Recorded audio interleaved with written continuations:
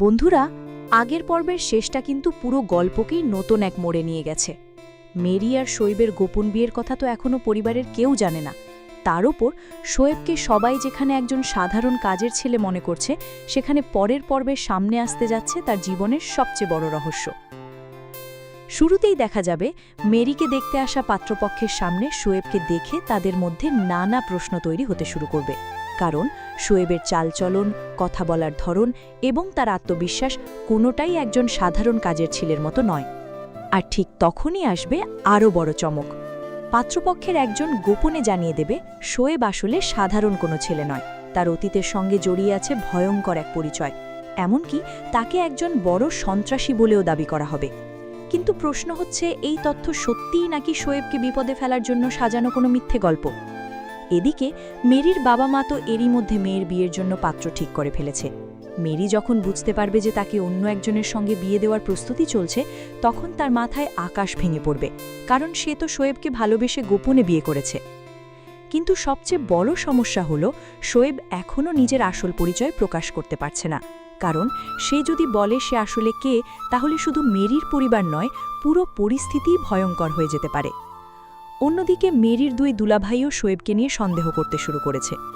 মেম্বারের মতো একজন প্রভাবশালী লোককে যেভাবে শোয়েব সামলেছে, তারপর মসজিদের জন্য 1 লাখ টাকা এনে দিয়েছে, এসব ঘটনা কোনোভাবেই একজন সাধারণ কাজের ছেলের সঙ্গে মেলে না। তাই পরের পর্বে বড় আপা এবং মেজো আপা হয়তো শোয়েবের অতীত খুঁজে বের করার চেষ্টা করবে।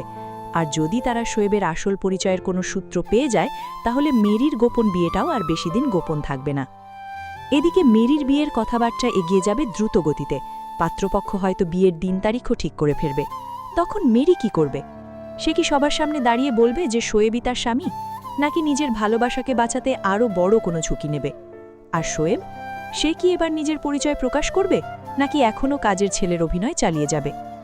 তবে পরের পর্বের সবচেয়ে বড় চমক হতে পারে শোয়েব বাবার ফোন কল।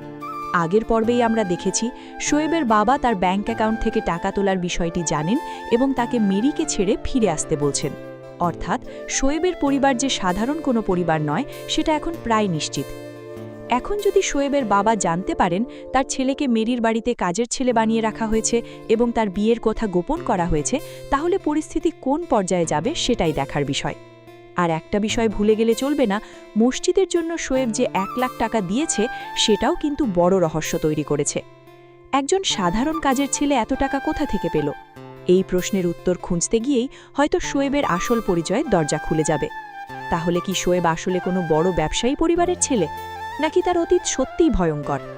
আর যে মানুষটাকে সবাই কাজের ছেলে মনে করছে, সেই শোয়েবই কি একসময় এমন কোনো জগতের সঙ্গে যুক্ত ছিল যার কথা জানলে মেরির পরিবারও আতঙ্কিত হয়ে যাবে? সবচেয়ে বড় কথা, মেরির বিয়ে যদি অন্য কারোর সঙ্গে ঠিক হয়ে যায়, তাহলে শোয়েব কি চুপ করে থাকবে, নাকি বিয়ের আসরেই সবাইকে চমকে দিয়ে নিজের আসল পরিচয় প্রকাশ করবে?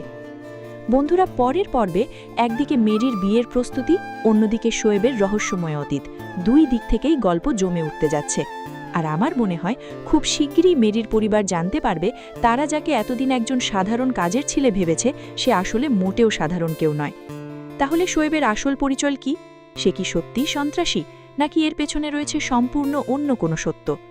মেরি কি শেষ পর্যন্ত শোয়েবকে নিজের স্বামী হিসেবে স্বীকার করতে পারবে? আর পাত্রপক্ষের সামনে কি ফাঁস হয়ে যাবে তাদের গোপন বিয়ের কথা?